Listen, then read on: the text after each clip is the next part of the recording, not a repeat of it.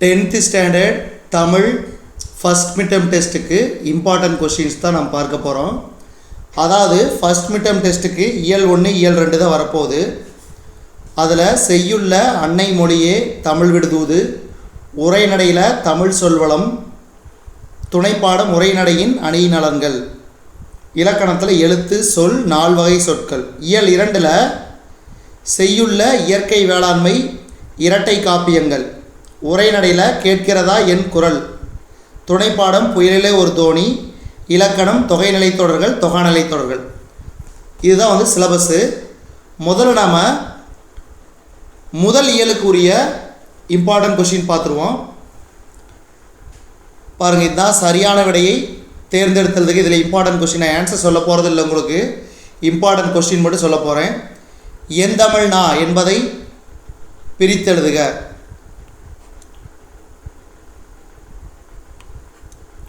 அடுத்து காய்ந்த இலையும் காய்ந்த தோகையும் நிலத்துக்கு நல்ல உரங்கள். இத்தொடரில் அடிக்கோடிட்ட பகுதி குறிப்பிடுவது. கண்ணதாசனின் இயற்பெயர். கேட்டவர் மகிழ பாடிய பாடல் இது. தொடரில் இடம்பெற்றுள்ள தொழிற்பெயரும் வினையாளனின் பெயரும். தும்பி என்பதன் பொருள். ஸோ இது 1 மார்க்கு. அடுத்து 2 மார்க்கில் பாருங்கள். 2 மார்க்கில் சொல்வளத்தை உணர்த்த உதவும் நெல் வகைகளின் பெயர்களை குறிப்பிடுக. மண்ணுஞ்சிலம்பே மணிமேகலை வடிவே முன்னும் நினைவால் முடிதாள வாழ்த்துவமை. இவ்வடிகளில் இடம்பெற்றுள்ள காப்பியங்களின் பெயர்கள். ஒரு தாற்றில் பல சீப்பு வாழைப்பழங்கள் உள்ளன. ஒரு சீப்பில் பலதாறு வாழைப்பழங்கள் உள்ளன. ஒரு சீப்பில் பல வாழைப்பழங்கள் உள்ளன. மேற்கண்ட தொடரில் சரியான தொடர்களை சுட்டிக்காட்டி எஞ்சிய தொடர்களில் பிழைக்கான காரணத்தை எழுதுக. அடுத்து 3 மார்க் கொஸ்டினில் தமிழ் அன்னையை வாழ்த்துவதற்கான காரணங்களாக பாவலரேறு சுட்டுவன யாவை? புளியங்கன்று ஆழமாக நடப்பட்டுள்ளது. இதுபோல இளம்பயிர் வகை 5 பெயர்களை தொடர்களில் அமைக்க. அறிந்தது அறியாதது, புரிந்தது புரியாதது, தெரிந்தது தெரியாதது, பிறந்தது பிறவாதது, இவை அனைத்தும் யாம் அறிவோம். இக்கூற்றில் அடிக்கோடிட்ட சொற்களை தொழிற்பெயர்களாக மாற்றி எழுதுக.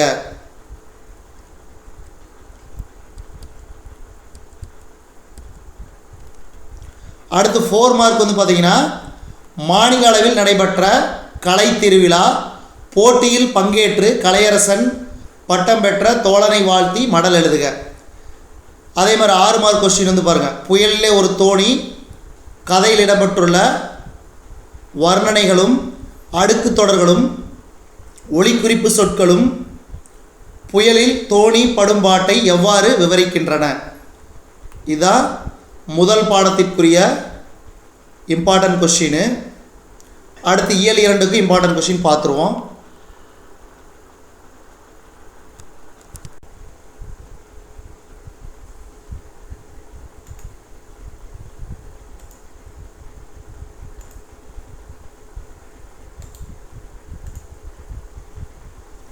அடுத்து பார்த்தீங்கன்னா, இதில் இயல் 2ல்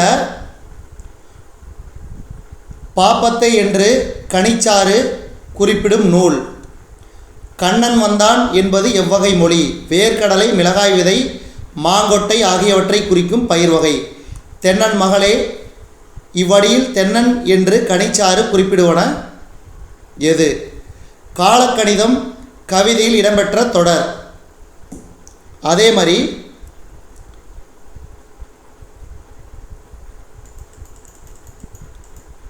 2 மார்க் கொஸ்டின் பாருங்கள். பலகை என்பதை தொடர்மொழியாகவும் பொதுமொழியாகவும் வேறுபடுத்தி காட்டுக. கொள்வோர் கொள்க, குறைப்போர் குறைக்க, உள்வாய் வார்த்தை உடம்பு தொடாது. பாடல் அடிகளில் உள்ள மோனை எதுகை சொற்களை கண்டறிந்து எழுதுக. எண்ணு பெயர்களை கண்டு தமிழெண்களில் எழுதுக. எறும்புந்தன் கையால் என்சான் நாற்றெசையும் செல்லாத நாடில்லை. அதே மாதிரி அன்னை மொழியே எனத் தொடங்கும் பாவலரேறுவின் தமிழ் வாழ்த்து பாடலை அடிமாறாமல் எழுதுக.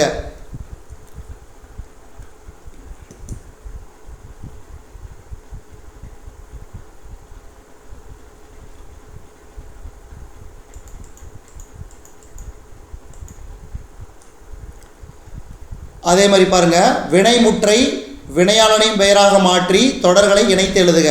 ஊட்டமிகு உணவு உண்டார், அவர் நீண்ட வாழ்நாள் பெற்றார். நேற்று என்னை சந்தித்தார், அவர் என் நண்பர். பொதறிவு நூல்களை தேடி படித்தார், போட்டித் தேர்வில் வென்றார். அடுத்தது அறிந்தது அறியாதது, புரிந்தது புரியாதது, தெரிந்தது தெரியாது, பிறந்தது பிறவாது, இவை அனைத்தும் யாம் அறிவோம். இக்கூற்றில் அடிக்கோடிட்ட சொற்களை தொழிற்பெயர்களாக மாற்றுக. அதே மாதிரி பாருங்கள், காட்சியை கண்டு கவினுரை எழுதுக.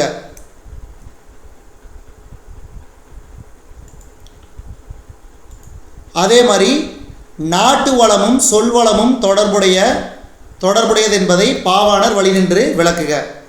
ஸோ இதெல்லாம் முக்கியமான கொஸ்டின்ஸு. அதே மாதிரி பார்த்தீங்கன்னா கலை சொற்கள், வவ்வல், டிஸ்கஷன், அதே மாதிரி இரு சொற்களை பயன்படுத்தி ஒரு சொற்றோட இயற்கை, செயற்கை, கொடு, கோடு,